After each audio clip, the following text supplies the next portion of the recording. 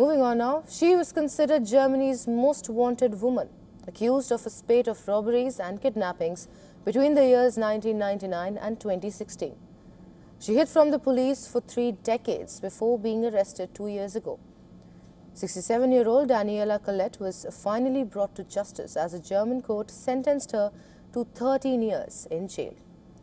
After a trial that spanned 14 months, the court found her guilty of 6 counts of aggravated robbery, kidnapping for ransom, and possession of military weapons. The verdict took into account that maps and plans regarding the crimes were recovered from her apartment. As per the police, she along with a co-accused Burkhard Garwig and Ernest Walker Staub looted over $2.3 million.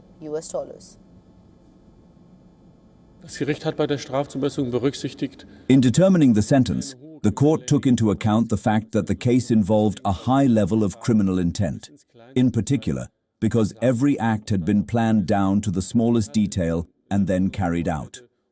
In Ms. Klette's apartment, extensive documentation relating to the preparation of these acts was found. Now, why is her conviction significant?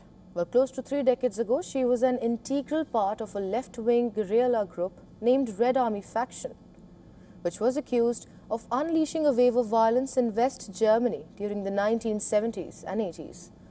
While the German police announced a bounty of over $170,000 seeking information on her whereabouts, she evaded capture by living in Berlin under a pseudonym. However, her cover was blown in February 2024 in a rather surprising manner. For years, she practiced capoeira, an Afro-Brazilian martial art form that combines dance and fighting for many years in Germany's capital. When photos of her performing at Berlin's renowned Carnival of Cultures festival surfaced, an investigative journalist identified her using facial recognition software.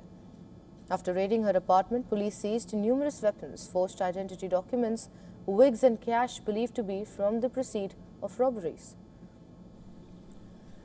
Well, this has also brought into focus the Red Army Faction, which is also known as the Bader-Meinhof Gang after its founder members. Well, it viewed US as an imperialist power and took up arms against the then West German government, which designated it as a terrorist organization. Well, as per reports, it was involved in a series of attacks, bombings and murders in the 1970s and 80s, which led to the death of at least 30 people and left 200 injured. But this group lost stem after the collapse of East Germany's communist government in 1990.